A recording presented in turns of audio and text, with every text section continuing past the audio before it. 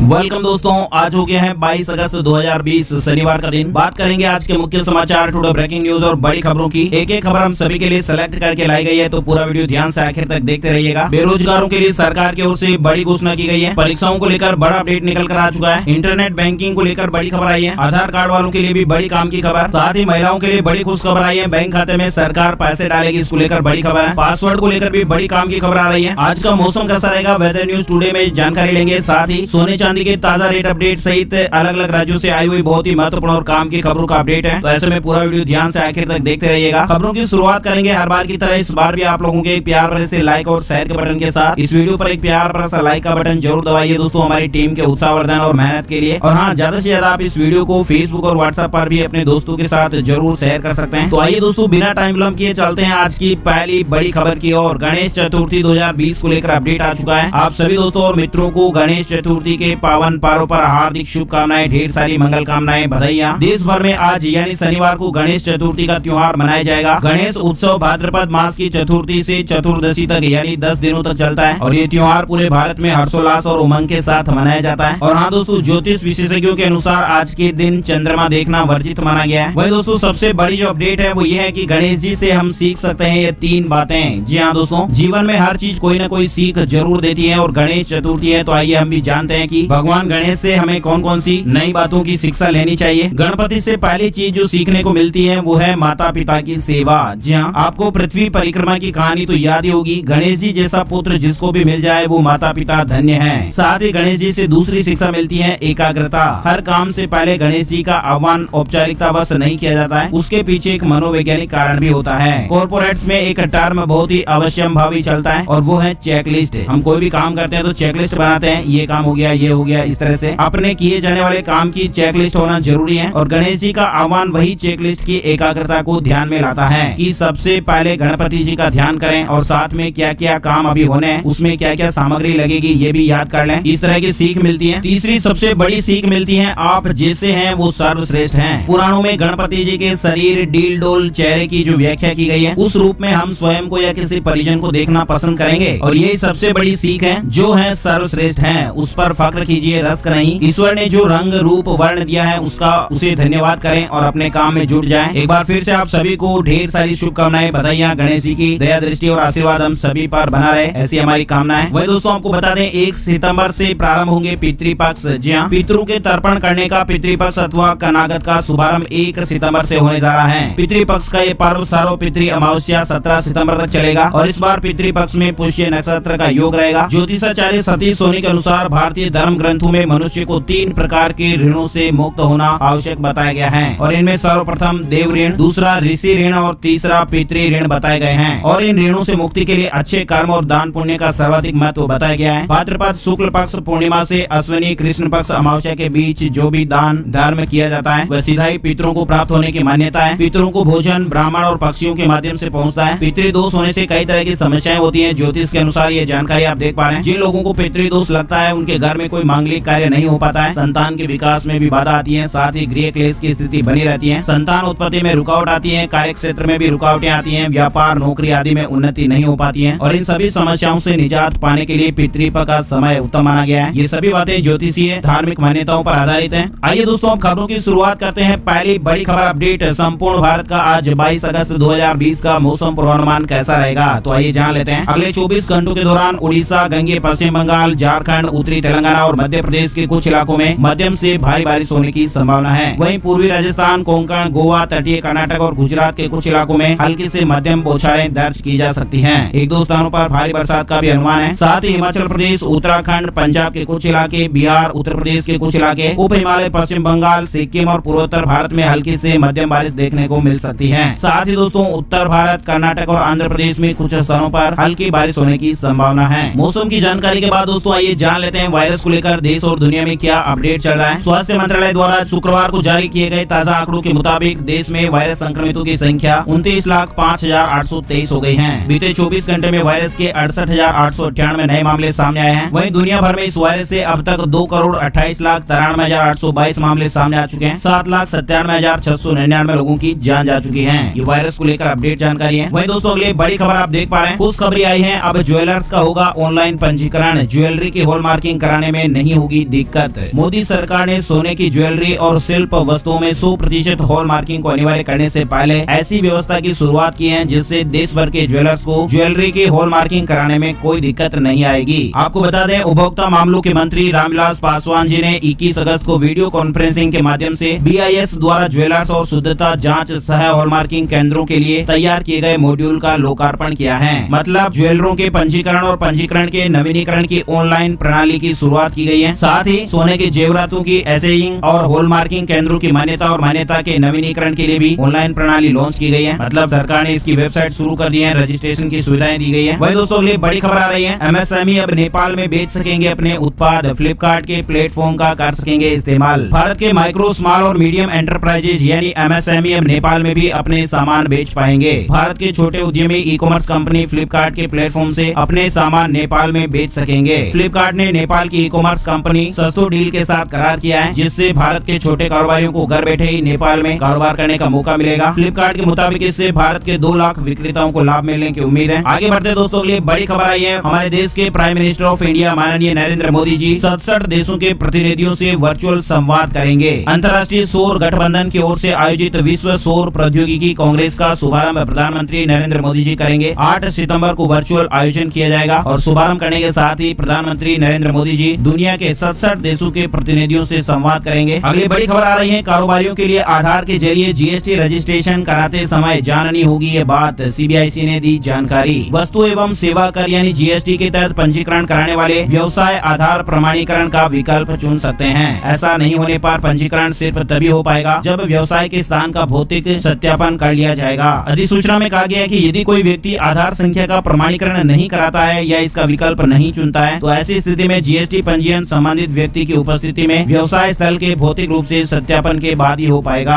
अगली बड़ी खबर अपडेट आ रही है, एक विश्वविद्यालय में नहीं होंगे 300 से ज्यादा कॉलेज, UGC ने शुरू की संबद्ध कॉलेजों को स्वायत्त करने की प्रक्रिया। उच्च शिक्षण संस्थानों को स्वायत्तता देने की मुहिम अब और तेज होगी। विश्वविद्यालय अनुदान आयोग UGC ने इसे लेकर काम भी शुरू कर दिया है। संबद्ध कॉलेजों को इस मुहिम में फिलहाल सबसे ऊपर रखा गया है, जिन्हें एक चरणबद्ध तरीके से स्वायत्तता दी जाएगी। पहले चरण में विश्वविद्यालयों से कॉलेजों की संबद्धता को धीरे धीरे खत्म किया जाएगा और इसके तहत अब विश्वविद्यालय से सिर्फ 300 कॉलेज ही संबद्ध हो सकेंगे। मौजूदा समय में बड़ी संख्या में ऐसे भी विश्वविद्यालय हैं जिनसे करीब 700 कॉलेज संबद्ध हैं। देश में फिलहाल 40,000 से ज्यादा कॉलेज हैं। तो ऐसे में UGC ने ये नई पहल नई शिक्षा नीति में विश्वविद्यालयों से कॉलेजों की संबद्धता पर उठाए गए सवालों के बाद की है और नीति में अगले 15 साल में संबद्धता की पूरी प्रणाली को खत्म करने का प्रस्ताव किया गया है। हालांकि इसे एक चरणबद्ध तरीके से खत्म करने का सुझाव दिया गया है। अच्छा, अगली बड़ी खबर आ रही है, तेलंगाना को लेकर श्रीशैलम पावर स्टेशन में भीषण आग लग गई और इसकी वजह से 9 लोगों की जान चली गई। तेलंगाना के लेफ्ट बैंक पावर स्टेशन में आग लगी थी, 10 लोगों को सुरक्षित बचा लिया गया, 9 लोगों की जान चली गई। प्रधानमंत्री नरेंद्र मोदी जी और उपराष्ट्रपति वेंकैया नायडू जी ने भी इस हादसे पर दुख जताया है। अगली बड़ी खबर आ रही है, वायरस महामारी के समय में चुनाव के लिए नए नियम, जानिए कैसे होगा मतदान, प्रचार और किसे मिलेगी पोस्टल बैलेट की सुविधा। वायरस महामारी के समय सभी आम चुनाव और उपचुनाव के लिए निर्वाचन आयोग ने नियम कानून कायदे जारी कर दिए हैं और इसमें ये साफ किया गया है कि चुनाव संबंधी सभी कामकाज वायरस से बचाव के उपायों को अपनाना होगा। चुनाव संबंधित हर गतिविधि के दौरान मास्क पहनने के साथ ही सोशल डिस्टेंसिंग के नियमों का भी पालन करना होगा। चुनाव प्रचार से लेकर मतदान तक काफी अलग होगा और चुनाव आयोग ने सभी गतिविधियों के लिए खास तरह के जो नियम है वो जारी कर दिए हैं। दिव्यांगों, 80 साल से अधिक उम्र के बुजुर्ग लोगों, जरूरी सेवाओं में जुटे कर्मचारियों और कोरोना संक्रमितों के अलावा संभावित लोगों को पोस्टल बैलेट से मतदान की सुविधा दी जाएगी। मतदान केंद्र पर थर्मल स्कैनिंग की व्यवस्था होगी, टोकन दिए जाएंगे, लंबी लंबी कतारें भी नहीं दिखेगी। सभी मतदाता को मास्क और दस्ताने दिए जाएंगे। एक बूथ पर अधिकतम 1000 मतदाता होंगे। चुनाव प्रचार को लेकर भी नए नियम बनाए गए हैं। नॉमिनेशन प्रक्रिया ऑनलाइन होगी। चुनाव लड़ने वाले प्रत्याशियों के लिए ऑनलाइन नामांकन की सुविधा उपलब्ध होगी। प्रत्याशी ऑनलाइन फॉर्म भरकर इसका प्रिंट रिटर्निंग अधिकारी के पास जमा कराएंगे। शपथ पत्र भी ऑनलाइन ही जमा करा सकते हैं। जमानत राशि भी ऑनलाइन जमा करा पाएंगे। हालांकि केस जमा कराने का विकल्प भी रहेगा। तो ये कई तरह के डिटेल नियम है वो जारी कर दिए गए हैं चुनाव आयोग की तरफ से। अच्छा, अगली बड़ी खबर आ रही है, स्वामी योजना 71,559 अटके आवास जल्द ही पूरे होंगे। वित्त मंत्रालय ने शुक्रवार को कहा कि 101 अटकी आवासीय योजनाओं को पूरा करने के लिए किफायती और मध्यम आय वर्ग आवास के लिए विशेष खिड़की सुविधा स्वामी योजना के तहत 10,300 करोड़ रुपए का वित्त पोषण को मंजूरी दी गई है और इसकी वजह से देश के विभिन्न हिस्सों में अटकी पड़ी आवासीय योजनाओं में 71,559 आवास इकाइयों को पूरा किया जा सकेगा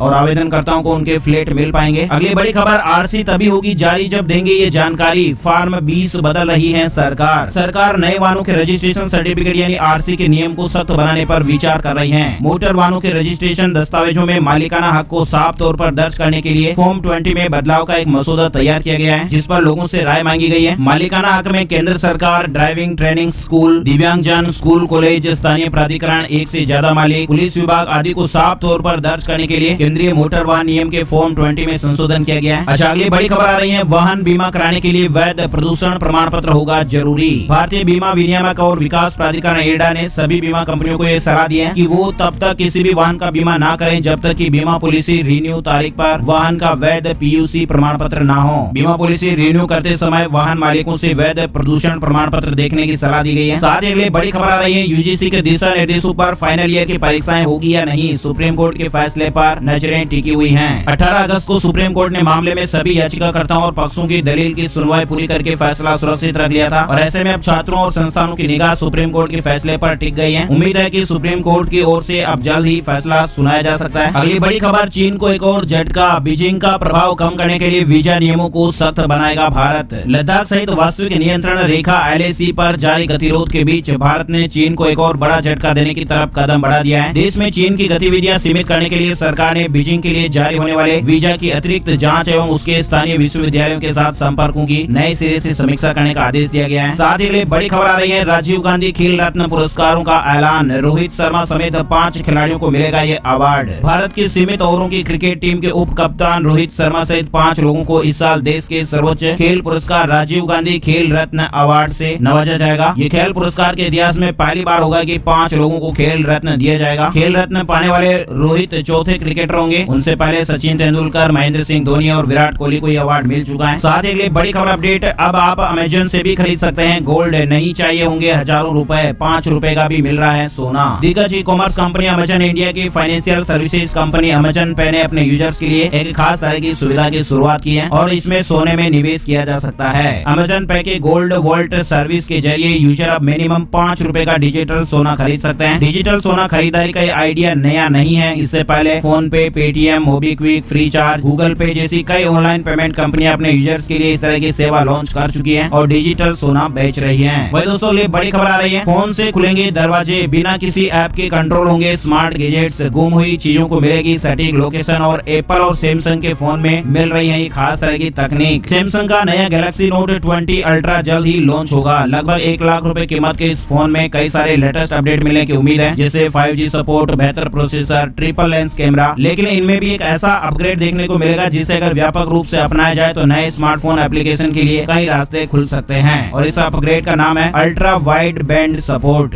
UWB और इस तकनीक के जरिए स्मार्टफोन को बेहतर लोकेशन संबंधित अवेयरनेस मिलती है। अगली बड़ी खबर आ रही है, दिल्ली को लेकर 5 महीने से बंद होटलों में फिर दिखेगी रौनक, जारी हुए दिशा निर्देश। लॉकडाउन के बाद अब देश को धीमे धीमे अनलॉक करने की प्रक्रिया जारी है। राजधानी दिल्ली में होटल खोलने के आदेश जारी हो गए हैं। हालांकि कंटेनमेंट जोन में आने वाले होटल नहीं खुलेंगे। 24 अगस्त से 30 अगस्त के बीच साप्ताहिक बाजार ट्रायल बेसिस पर खोले जाएंगे। दिल्ली में साप्ताहिक बाजार खोलने की इजाजत मिली है। साथ ही अगली बड़ी खबर आ रही है, वायरस महामारी के बीच नौकरी खो चुके युवाओं को रोजगार दिलाएंगे मनोज वाजपेयी, शुरू किया श्रमिक सहयोग प्रोजेक्ट। इस चीनी बीमारी के चलते देश के हजारों युवा अपना अपना काम छोड़कर अपने गृह नगर वापस आ गए हैं। खास करके प्रवासी मजदूरों को वायरस महामारी के बीच खासा नुकसान उठाना पड़ा है। ऐसे में कई बॉलीवुड सेलिब्रिटी इन प्रवासियों की मदद के लिए आगे भी आए हैं। इनमें बॉलीवुड और साउथ की फिल्मों में विलेन का रोल करने वाले सोनू सूद, इनका नाम सबसे आगे रहा और इसी बीच मनोज वाजपेयी जी भी अब ऐसे श्रमिकों की मदद के लिए आगे आए हैं जो वायरस महामारी के कारण अपना रोजगार खो बैठे हैं और अब भारी आर्थिक समस्याओं का सामना कर रहे हैं। इसके लिए मनोज वाजपेयी जी ने श्रमिक सहयोग प्रोजेक्ट की शुरुआत की है। उन्होंने सोशल मीडिया पर इसकी जानकारी भी दी है। साथ ही अगली बड़ी खबर आ रही है, बिहार चुनाव को लेकर सुप्रीम कोर्ट में याचिका, वायरस महामारी और बाढ़ तक चुनाव नहीं कराने की मांग की गई है। बिहार चुनाव को लेकर सुप्रीम कोर्ट में एक याचिका दायर की गई और इस याचिका में मांग की गई है कि वो चुनाव आयोग से बिहार में तब तक चुनाव नहीं का निर्देश दें जब तक कि राज्य कोरोना संक्रमण और बाढ़ मुक्त नहीं हो जाता है। आपको बता दें, बिहार में विपक्षी पार्टियों ने विधानसभा चुनाव को आगे टालने की मांग की है। बिहार में अक्टूबर नवंबर में विधानसभा चुनाव संभावित है। अगली बड़ी खबर आई है, मुंबई को लेकर बुजुर्गों के लिए बदला होम आइसोलेशन नियम, 50 वर्ष से ऊपर के मरीजों के लिए नए दिशा निर्देश जारी किए गए हैं। अगली बड़ी खबर आ रही है, हांगकांग में एयर इंडिया के 14 यात्री मिले कोरोना पॉजिटिव, अगस्त के अंत तक लैंडिंग पर प्रतिबंध लगाया गया है। एयर इंडिया के विमान से 14 अगस्त को दिल्ली से हांगकांग की यात्रा करने वाले यात्रियों में से 14 जांच में पॉजिटिव पाए गए। हांगकांग सरकार ने शुक्रवार को कहा कि इस घटना के कारण अगस्त के अंत तक एयर इंडिया के यात्री विमानों की लैंडिंग पर प्रतिबंध लगाया गया है। साथ ही अगली बड़ी खबर आ रही है, पूर्व वित्त सचिव राजीव कुमार बने नए चुनाव आयुक्त, लेंगे अशोक लवासा की जगह। पूर्व वित्त सचिव राजीव कुमार को नया चुनाव आयुक्त नियुक्त किया किया गया है। लवासा ने मंगलवार को चुनाव आयुक्त के पद से अपना इस्तीफा राष्ट्रपति भवन को भेज दिया था। राष्ट्रपति रामनाथ कोविंद जी ने चुनाव आयुक्त के पद से अशोक लवासा का इस्तीफा बुधवार को स्वीकार कर लिया था। अगली बड़ी खबर आ रही है झारखंड को लेकर। साहिबगंज में महसूस किए गए भूकंप के झटके, रिक्टर स्केल पर 4.3 इसकी तीव्रता मापी गई थी। 21 अगस्त शुक्रवार को दोपहर करीब 12:07 पर भूकंप का झटका महसूस किया गया। इसका केंद्र देवघर था और जमीन से 10 किलोमीटर नीचे था। आगे बढ़ते दोस्तों, अगली बड़ी खबर आ रही है। यूपी बोर्ड की 10वीं और 12वीं कक्षा के छात्रों की ऑनलाइन पढ़ाई दूरदर्शन से।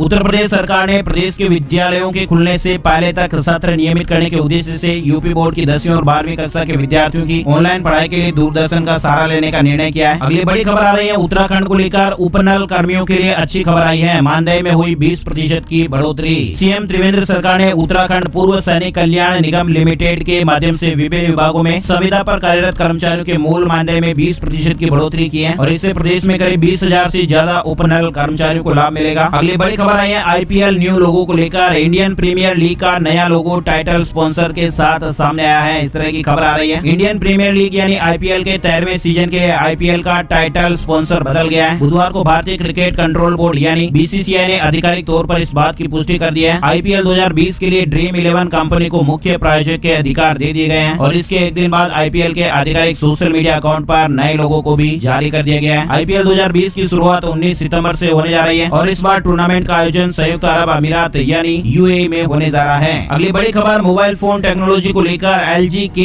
31 बजट सेगमेंट में हुआ लॉन्च। वीवो के इस स्मार्टफोन को चुनौती मिलेगी। बजट सेगमेंट में एलजी ने अपना नया स्मार्टफोन LG K31 को पेश कर दिया है और इस फोन में HD+ डिस्प्ले दिया है। फिलहाल ये अमेरिका में लॉन्च किया गया है लेकिन भारत समेत अन्य देशों में कब तक लॉन्च होगा इसके बारे में जानकारी फिलहाल नहीं मिल पाई है। माना जा रहा है कि जल्दी इसे भारतीय बाजार में भी लॉन्च कर दिया जाएगा और खबर है कि LG K31 स्मार्टफोन का सीधा मुकाबला Vivo U10 से होने जा रहा है। बड़ी खबर आ रही है। हरियाणा में शनिवार और रविवार को बंद रहेंगे मॉल, दुकानें और ऑफिस। आवश्यक सेवाएं जारी रहेंगी। हरियाणा सरकार ने वायरस महामारी के फैलाव को रोकने के लिए बड़ा निर्णय लिया है। प्रदेश में शनिवार और रविवार को आवश्यक वस्तुओं की आपूर्ति की दुकानों को छोड़कर सभी दुकानें, मॉल, सरकारी और निजी कार्यालय बंद रहेंगे। स्वास्थ्य एवं गृह मंत्री अनिल विज जी ने ट्वीट करके इसकी जानकारी दी है। शनिवार रविवार को होने वाले आंशिक लॉकडाउन का सार्वजनिक परिवहन व्यवस्था पर कोई असर नहीं पड़ेगा। हरियाणा कर्मचारी चयन आयोग, हरियाणा लोक सेवा आयोग की पूर्व निर्धारित परीक्षाएं पूर्व निर्धारित कार्यक्रम के अनुसार ही होगी। अत्यंत जरूरत वाले कार्यालय खोलने पर भी पाबंदी नहीं है। अच्छा, अगली बड़ी खबर आ रही है। मध्य प्रदेश को लेकर। युवाओं की नौकरी के बाद राज्य की बहनों के लिए सीएम शिवराज का बड़ा ऐलान। खातों में डाले जाएंगे 1,000 रुपए। मुख्यमंत्री शिवराज सिंह चौहान ने राज्य की सहरिया, भारिया एवं बेगा जनजाति की बहनों के लिए 1,000 रुपए प्रतिमाह योजना की घोषणा की है। शिवराज सिंह चौहान ने वीडियो कॉन्फ्रेंसिंग के माध्यम से सहरिया, भारिया एवं बेगा जनजातियों के लोगों को संबोधित करते हुए ये घोषणा की। उन्होंने आगे बताया कि हर महीने 1,000 रुपए आपको मिलेंगे। पिछली बहुत सी राशि बाकी है, एक सप्ताह के अंदर उनके बैंक खाते में ये पैसा डाल दिया जाएगा। आपको बता दें, शिवराज सरकार एक के बाद एक बड़े ऐलान कर रही है। इससे पहले सरकार ने गरीबों के लिए 1 रुपए प्रति किलो चावल, गेहूं देने का ऐलान किया था। साथ ही स्थानीय युवाओं के लिए राज्य में 100% नौकरी के बारे में भी अपडेट चल रहा है। मध्य प्रदेश के युवाओं और दोस्तों, माताओं बहनों के लिए खबर है। बड़ी खबर हरियाणा को लेकर आ रही है। प्रवासी ध्यान दें, हरियाणा में अब सिर्फ आधार कार्ड दिखाकर भी मिल जाएगा डिपो से राशन।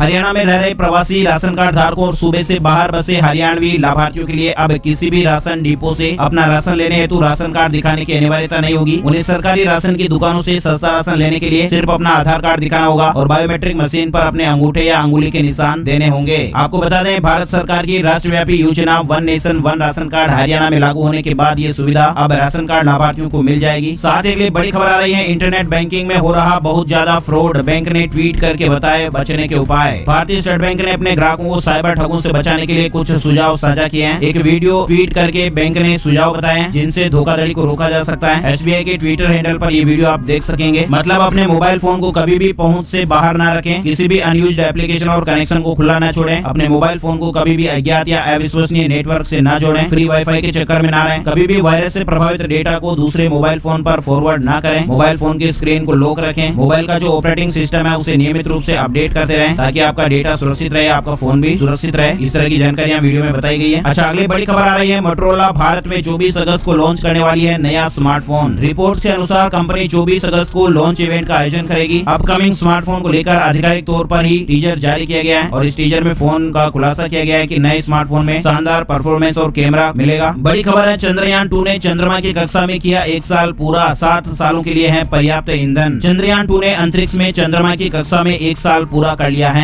अंतरिक्ष एजेंसी भारतीय अंतरिक्ष अनुसंधान संगठन इसरो ने कहा है कि भारत के दूसरे चंद्र अभियान चंद्रयान 2 ने गुरुवार शुक्रवार को चंद्रमा की कक्षा में चारों ओर परिक्रमा करते हुए 1 साल पूरा कर लिया और इसके सभी उपकरण वर्तमान में अच्छी तरह से काम कर रहे हैं। इसरो ने यह भी कहा कि 7 और वर्षों के संचालन के लिए चंद्रयान 2 में पर्याप्त ईंधन मौजूद है। अगली बड़ी खबर आ रही है, सुधार परीक्षा देने वाले छात्र को भी नियमित छात्रों की तरह समझा जाए। दिल्ली हाईकोर्ट ने इस तरह का अपडेट दिया है। दिल्ली हाईकोर्ट ने कहा है कि वायरस महामारी के मद्देनजर केंद्रीय माध्यमिक शिक्षा बोर्ड की परीक्षाओं के रद्द होने के कारण छात्रों का आकलन करने के लिए मंजूर की गई व्यवस्था सुधार परीक्षाएं देने वाले छात्रों पर भी लागू होगी, क्योंकि वे भी महामारी से एक समान पीड़ित हैं। हाईकोर्ट ने कहा कि नियमित छात्रों की तरह जो लोग सुधार परीक्षा के लिए उपस्थित हुए थे वे भी आकलन योजना के अनुसार प्राप्तांक का लाभ उठाने के हकदार होंगे और डिटेल से जानकारी आप देख सकते हैं। वही दोस्तों ये बड़ी खबर आ रही है, इस राज्य में 1 सितंबर से खुल जाएंगे स्कूल कॉलेज। शिक्षा मंत्री ने कही ये बात। असम सरकार ने दोबारा स्कूल और कॉलेज को खोलने का फैसला किया है और इस बाबत राज्य सरकार ने गाइडलाइंस भी जारी कर दी है। खबर है कि असम सरकार ने आगामी 1 सितंबर से दोबारा स्कूल कॉलेज को खोलने का फैसला किया है। राज्य के शिक्षा मंत्री हिमंत बिस्वा शर्मा इन्होंने स्कूल खोलने को लेकर दिशा निर्देश जारी कर दिए हैं, गाइडलाइंस बनाई है। वही दोस्तों ये बड़ी खबर, जेईई मेन 1 से 6 सितंबर और नीट यूजी की परीक्षा 13 सितंबर से होगी शुरू। सरकार ने इसको लेकर घोषणा कर दी है, यानी राष्ट्रीय परीक्षा एजेंसी एनटीए ने ऐलान कर दिया है कि जेईई मेन परीक्षा और नीट यूजी परीक्षाएं आयोजित की जाएगी। तारीख अपडेट आप यहाँ पर देख सकते हैं। वही दोस्तों सबसे बड़ी जो काम की खबर आई है वो ये है, सरकार ने एक और बड़ा फैसला ले लिया है। परेशान होने की जरूरत नहीं है, नौकरी चली गई है तो बेरोजगारी भत्ता देगी सरकार, 3 महीने तक नहीं होगी कोई भी चिंता। केंद्रीय श्रम मंत्रालय ने घोषणा की है कि अगर इस साल मार्च से लेकर दिसंबर के बीच कंपनियों में काम करने वाले कर्मचारियों की नौकरी चली गई है तो सरकार बेरोजगारी भत्ता देगी। केंद्र सरकार आपके लिए एक बड़ी राहत लेकर आई है। ईएसआईसी कर्मचारियों के लिए नए नियम है वो लागू किए गए हैं, यानी जिन लोगों के पास workers employ state insurance corporation ESIC के कार्ड हैं वे सभी इस बेरोजगारी भत्ते के हकदार होंगे। यानी ऐसी कंपनियां जो वर्कर्स ईएसआईसी के तहत रजिस्टर्ड हैं उनके कर्मचारी इसका लाभ उठाने के पात्र होंगे। सरकार का कहना है कि अटल बीमित व्यक्ति कल्याण योजना के तहत ही नौकरी गवा चुके कर्मचारियों को भत्ता दिया जाएगा। 3 महीने तक ये भत्ता मिलेगा। बेरोजगार होने पर अधिकतम 90 दिनों यानी 3 महीने तक भत्ता मिलता रहेगा। आवेदक अपनी मौजूदा औसत सैलरी का 50% क्लेम कर सकता है। सरकार ने ये साफ किया है कि इसका फायदा केवल उन्हीं वर्कर्स को मिलेगा जो ईएसआई स्कीम के साथ कम से कम पिछले 2 सालों से जुड़े हुए हैं। नए नियम के तहत बेरोजगार होने वाले कर्मचारी को भत्ता लेने के लिए अपनी कंपनी में जाने की जरूरत नहीं होगी। आवेदक सीधे ही ईएसआईसी की शाखा में जाकर इस भत्ते की मांग कर सकते हैं और सरकार की ओर से मिलने वाला भत्ता सीधे ही आवेदक के बैंक खाते में आ जाएगा। आइए दोस्तों अब जान लेते हैं gold price today silver price today को लेकर क्या अपडेट चल रहा है। राष्ट्रीय राजधानी में शुक्रवार को सोने की कीमतें 94 रुपए घटकर 52,990 रुपए प्रति 10 ग्राम हो गई। चांदी की कीमत 782 रुपए बढ़कर 69,262 रुपए प्रति किलोग्राम पर रही। तो दोस्तों आज के वीडियो में फिलहाल बस इतनी खबरें। उम्मीद आपको ये वीडियो अच्छा लगा होगा, लाइक और शेयर जरूर करें। पहली बार ये वीडियो देख रहे हैं तो लाल वाला सब्सक्राइब का बटन भी दबा दें ताकि आपके मोबाइल पर ऐसी काम की खबरों का वीडियो मिलता रहेगा। आपका बहुत बहुत धन्यवाद। जय हिंद, जय भारत, वंदे मातरम।